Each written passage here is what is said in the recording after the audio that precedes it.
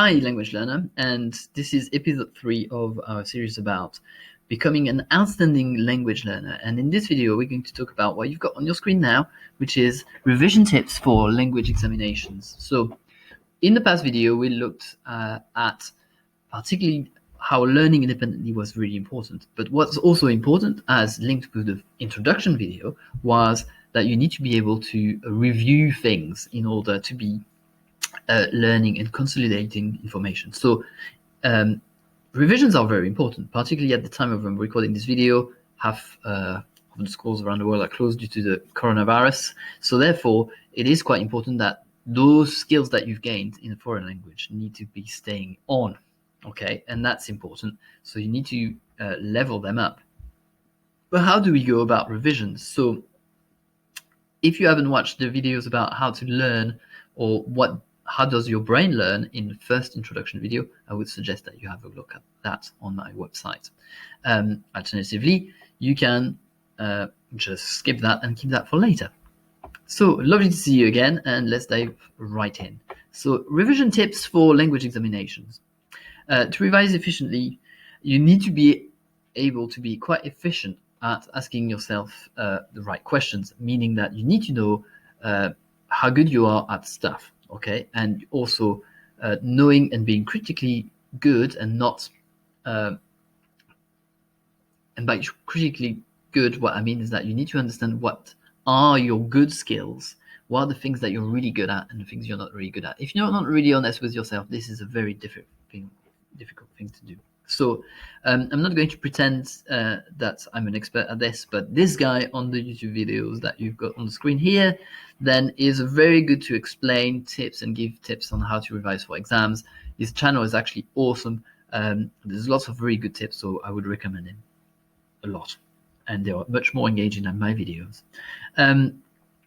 So what's important if you want to get some stuff done is that you need to have a plan. Having a plan could be just in your head, you could write it down, but here on the screens are a couple of things that you could do. So there are four main skills in modern language learning, okay, in learning a language.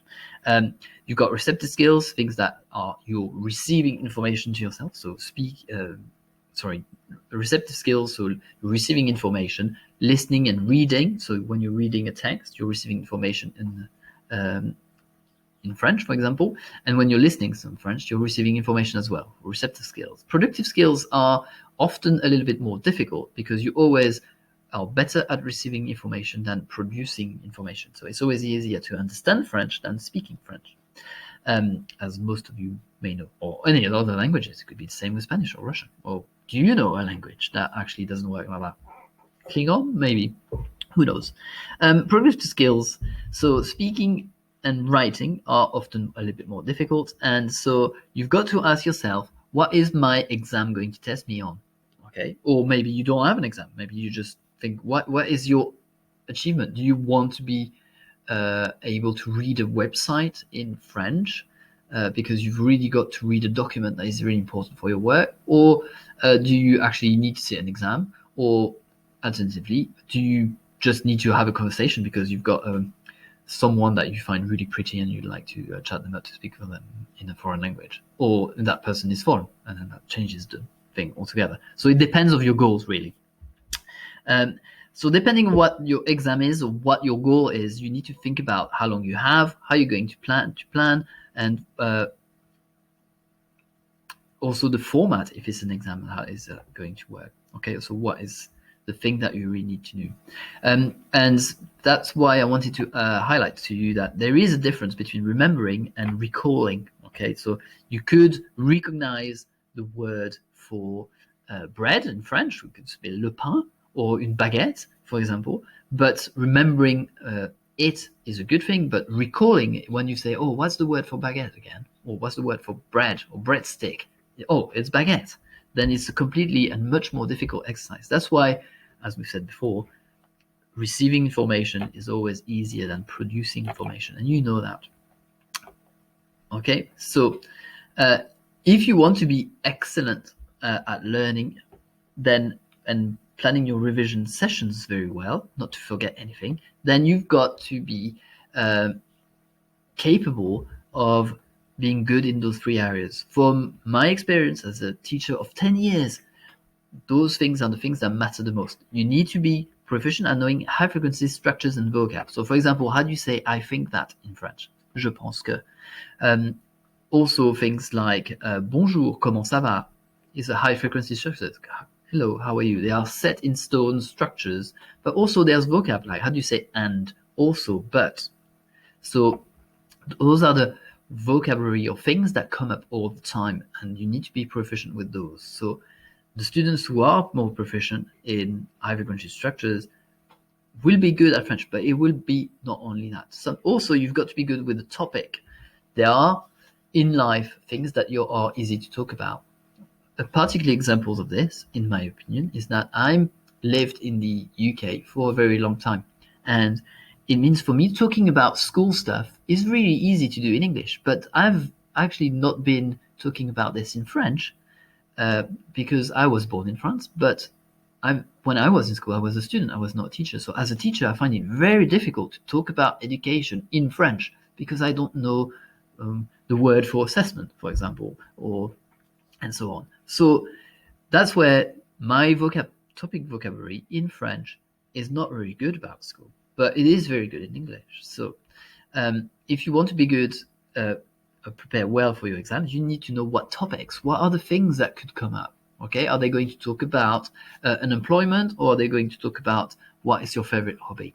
Okay, and you've got within that, you need to have kind of a list of all the things that you should be tackling, or maybe make a list in English about the topic of swimming and all the vocabulary items you would need to know in English or use in English that you would probably need to know in French. And that really sometimes helps you out. And you can just look in an online dictionary such as Le Conjugateur, which Google Chrome has a very, word reference has got a very good extension right here. You can type things. How do we say monkey? Oh, no. Yes. Oh, I am correct. Fantastic. Well, now I know the word for that. So you could learn with a simple online dictionary, increase your topic vocabulary very well. Then the last area of success is the grammatical awareness and skills. So what is it? How do you organize language and vocabulary in order to be able to form fully fledged sentences and know how the math of the language works? I often say that the flesh is the vocabulary, and the bones of the language is the grammatical awareness, the grammar skills that you have, knowing how the language works. If you do all those 3 things, then usually that's where you'll be successful in learning modern foreign languages. You need to have those 3 things sorted together. And if you're right here in the middle, then you are in the best position to succeed. And that's one of the key points that I wanted to address in my first video. This is why revising those things are massively important.